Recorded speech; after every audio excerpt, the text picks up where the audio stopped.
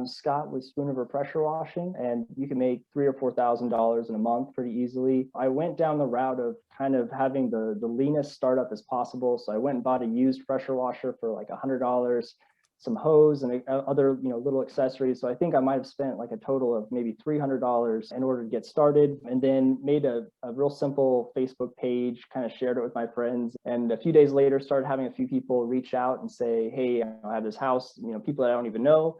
And so the first house that we did, I think I charged $200 for it, and I had really no idea what I was doing. I've only maybe pressure washed, my own house at that time and a few other things. You learn a lot of things that you don't know as far as like, how do I price things out? Like, do I write it on a piece of paper? There's just so many things you don't know at first. But we did that house. It took us way longer than it should have, but it was, we almost got all of the money we originally put in the business back out, because we put maybe 300 into it and got 200 on the first job. So that definitely felt like a success. But at the same time, it was a challenge just to kind of get your foot in the door with the first one.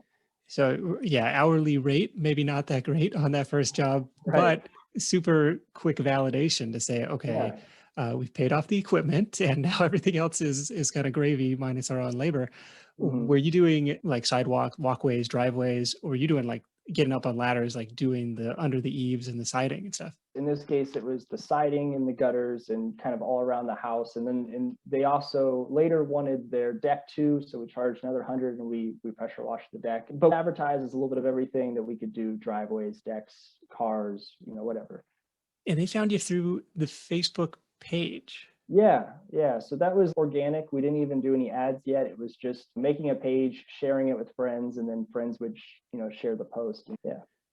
Yeah, that's really interesting. Very, very lean startup of you. That's pretty Yeah. cool. So you mentioned the machine, finding a used machine for $100. That's a steal for a decent, I Yeah. guess, gas powered pressure washer. Yeah. And I don't know if I'd even want to say decent, because I think the second job we were on, it took a crap on us. We had to go buy like a little bit better one. But, that's, I guess, what you get for, the first, it paid for itself, I guess. Of the startup costs, was there any insurance involved or like liability protection on your part? So once we did like 4 or 5 jobs, then we're like, okay, this is actually a thing. We need to probably be a little bit more serious about it. So then we went out and we got insurance. Okay. Did you come up with a system to estimate pricing after that first gig, or is it kind of standard based on the size of the lot, size of the house? When I first started, I was thinking I'd have to like kind of measure the side of a house and come up with like a square footage and price per foot. And it got really complicated trying to like measure houses. So we went away with that after the first couple jobs. And now it's really more kind of like an eyeball quote, where like a smaller house would be in around the $200 range. A bigger house would be around the $400 range for a house wash, and then additional for a deck or sidewalk or anything like that. Okay.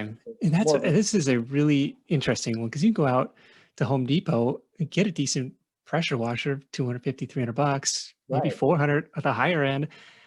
And it's just, homeowners don't want to deal with the labor, or they don't want to deal with climbing up on the ladder and that sort Yeah. of thing. That's a big part of it. So like from what I've noticed, the majority of our clients are 40s, 50s, 60s up. So it's, people that maybe don't feel safe being on the ladder, or the wife is like, I don't want you on the ladder kind of thing. Or so that's, where we come in and do that sort of stuff.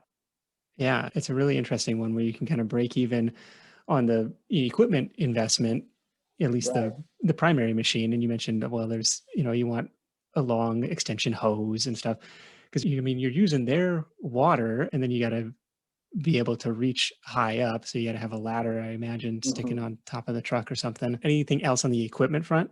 As we went along, there was a lot more additional things we started buying, because it makes the job so much easier. So there's things called surface cleaners, which are these big kind of like pancake shaped things that have a spinning sprayer on them that allows you to very quickly wash large surfaces like driveways. And then we Oh, have okay. 9 foot extensions and a 24-foot extension thing that will allow you to hit third story from the ground rather than picking up a ladder and moving it down. So as we went Wow. along, Okay. we Okay. found, and also another thing we learned was how important the different chemical mixes that you use, as far as like you could wash a house in half the time using the right mixture of bleach or chlorine versus just using just water. So that first job that took us like 6 hours, we can do it in like 2 hours now, so that, that we still charge maybe the same amount. So that's a plus. Okay. What else have you found effective on the marketing front? What I've noticed, probably the two best things are doing the Facebook ads that pull up on like the screen when they're scrolling through Facebook, and targeting people that are above a certain age group, like usually above 40 years old, that are also in the top 25% income bracket, because those are the people with the most disposable income, and they don't really ask any questions for whatever price you charge, as long as it's reasonable, of course. That's just a setting like in the Facebook ads account. Like Yeah. I want to target these well-to-do individuals near me.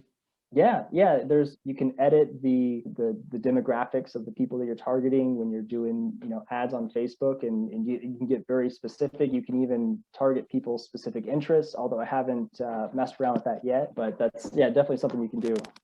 Okay, that's cool. What did you put in the ad itself? So the ads were really simple, because a lot of people don't have a whole lot of attention span when they're scrolling through and they see an ad. So it would be very basic, like, we wash homes. It would have a picture of a before and after of siding that looks dirty and then looks clean. It would say Spooniver pressure washing, and then it would say ask for a quote right here. They click the button and they're able to directly message me directly and ask whatever questions they have. Through Messenger? Yeah. So there was a special thing that they allow you, where it's like you get customers through Messenger. And I found that to be helpful, because a lot of people don't like talking on the phone, so they can kind of feel you out on Messenger. That's actually really cool. Do you have a sense of the price per lead, or a target price per lead that you like to pay there? Well, when we started last year, we would do an ad budget of $2 a day, and that would keep us like pretty much busy for, we'd have jobs lined up every day. And by the time it got into around August, we were, booked out for like 2 or 3 weeks with pressure washing jobs. And so, wow, at a $2 a day budget. This is like, this is the niche to go in. Yeah. And I do want to preface that the area that I'm in is like a town of like 15,000 people, and there's no one else in my town that offers this. So I don't want to like say this and then someone that lives in like California or Texas, the results may vary, because if you're in a larger area, who knows? Sure. But to be able to find demand for the service where none existed before, or probably existed before, and just there was no local service provider. And to the extent that you were able to help create that demand through this ad, you do a compelling ad, like before and after pictures.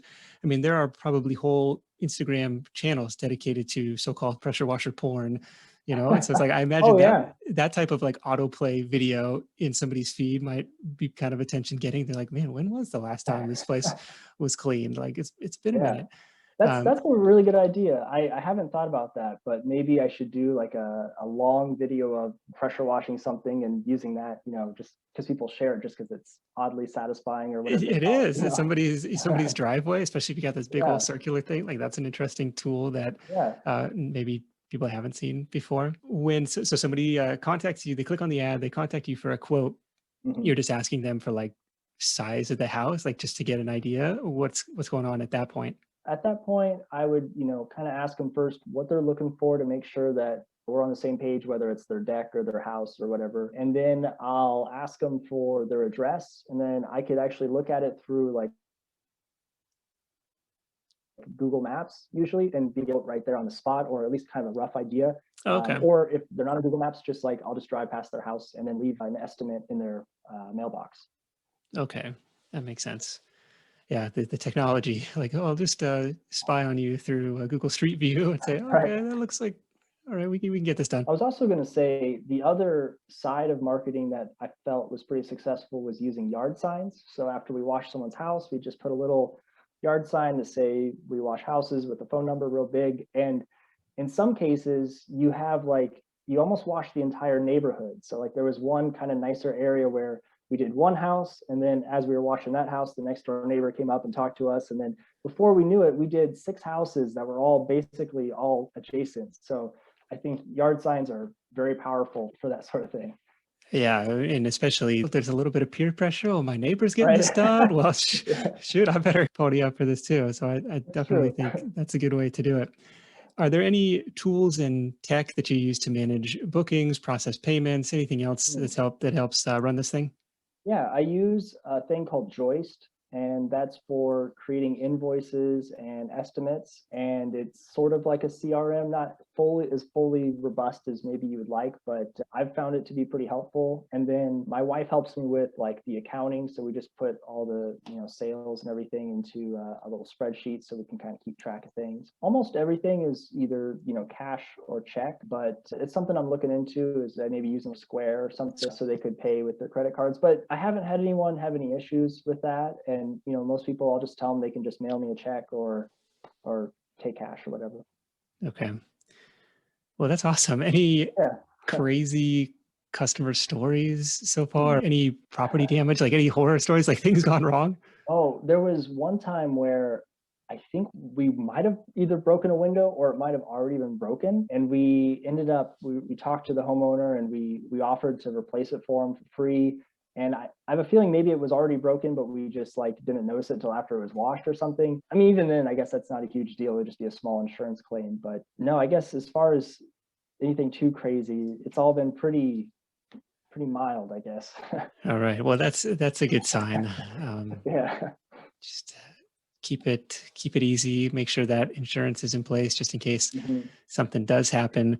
That's true. And the cool thing is, like, once we started doing pressure washing, it kind of led into some other things. So we've had people reach out to us about like painting their house. And then in the fall, we started a Christmas light company, which I guess that's almost a whole other video to talk about. But it's cool how when you start one thing, you kind of have these other opportunities that start popping up with it.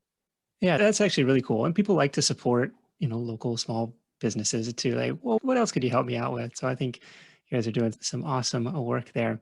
So spoonriverpressurewashing.com. If Scott has any other resources to add, we will make sure to check the description below this video. We'll add those in there.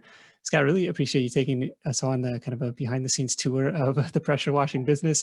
Man, you got me kind of excited. It's like, man, this is low startup cost. This is pretty quick, a pretty valuable service. So I think you'll inspire some folks. Awesome. Well, thanks for having me, Nick. I appreciate you having me on. You bet. Make sure to hit the subscribe button for more money making ideas. That is it for me. Thanks so much for tuning in.